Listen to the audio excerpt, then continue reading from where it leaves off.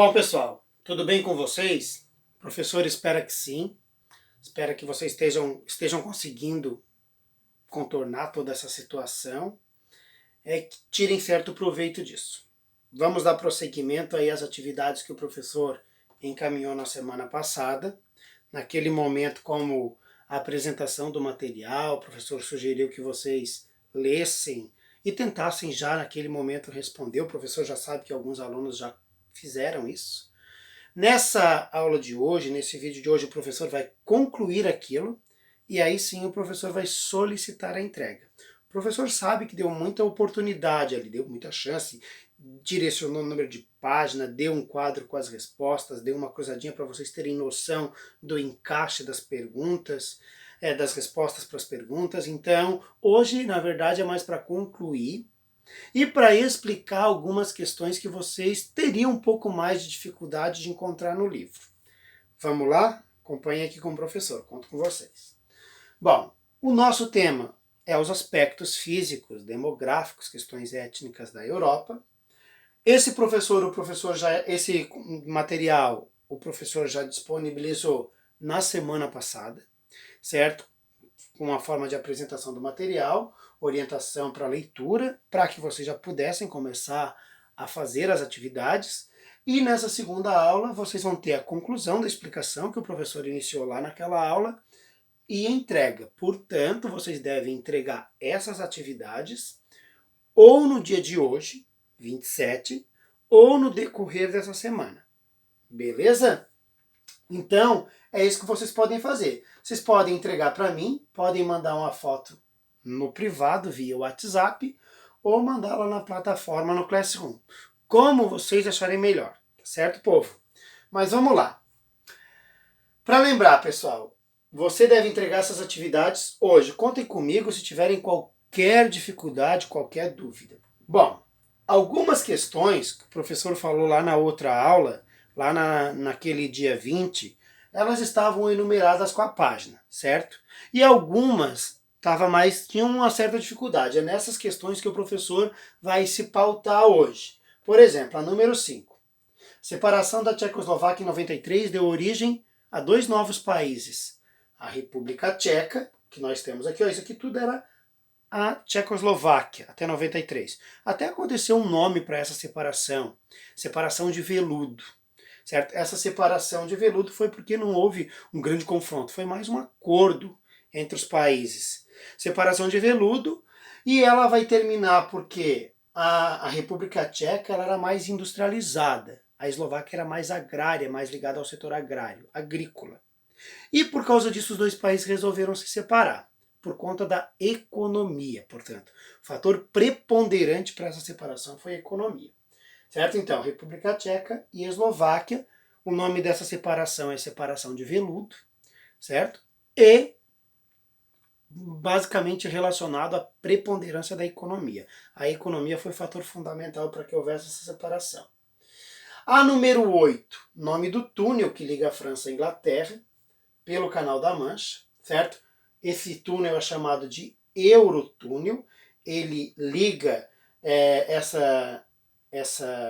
esses dois países, é um trem de transporte, certo? De passageiros, por exemplo, e de cargas, carros, por exemplo, entram dentro desse trem, e ele consegue transportar pessoas, cargas, entre esses dois países. É uma obra arquitetônica, considerada uma das maravilhas modernas da humanidade, e que permite muito esse intercâmbio entre esses dois países, inclusive em trocas de mercadorias. Pessoas circulam com mais facilidade por causa dessa obra. Eurotúnel, marca aí. Bom, o professor está sendo bem objetivo, tá, pessoal? Não está dando muitas características acerca daquilo que o professor está explicando, até para o vídeo não ficar muito extenso. O professor está indo mais direto àquilo que o professor está perguntando. Beleza? Bom, a número 18, essa tá fácil, né, pessoal? Não precisava nem da dica, mas vamos lá. Não tinha no livro, então o professor vai ajudar. Nome do país europeu que colonizou o Brasil. Essa você deve saber, certo? Qual é o nome do país europeu que nos colonizou? Pensa um pouquinho aí. Qual é a língua que nós falamos? Veio da onde? Certo? Qual é esse país que colonizou nosso território? 19. Nome do sentimento de racismo e aversão ao estrangeiro. Tá aí, ó, na cara. Xenofobia. A pessoa, ela sente, ela tem aversão, certo? Ao estrangeiro. O nome desse sentimento de aversão ao estrangeiro, de não gostar da pessoa, vamos usar esse termo, pelo simples fato de ela ser de fora, o nome disso a gente chama de xenofobia. É muito comum em países europeus, por causa dos movimentos migratórios, em países mais desenvolvidos como os Estados Unidos, na América do Norte, mas aqui especificamente falando da Europa, muito comum, por causa que muitos europeus, análises científicas que o professor está falando, tá, pessoal? Mas muitos europeus acreditam que muitos dos problemas que eles enfrentam atualmente lá, culpa é do estrangeiro, do imigrante, que a gente sabe por estudos que não é bem assim, certo? Não é bem verdadeiro isso. São mudanças tecnológicas que afetam o mundo inteiro e que não seria diferente na Europa, mas que essa migração gera um certo sentimento de aversão ao estrangeiro, especialmente alguns países isso gera. E o nome desse sentimento de aversão é xenofobia. E por fim, pessoal, a número 20, nome do grupo terrorista que reivindica atentados e ataques no mundo atual, como na cidade de Paris, foi atacado em 3 de novembro de 2015, certo? É o Estado Islâmico, certo? É um grupo terrorista que, como o próprio nome já diz, ele quer criar um Estado, uma organização, certo? Um Estado Islâmico. A gente sabe que muitos dos preceitos legais hoje, em muitos países, visam o tal do chamado Estado laico. O que seria o Estado laico? É aquele Estado onde a religião ela não se envolve dentro do aspecto político. Isso seria o Estado laico.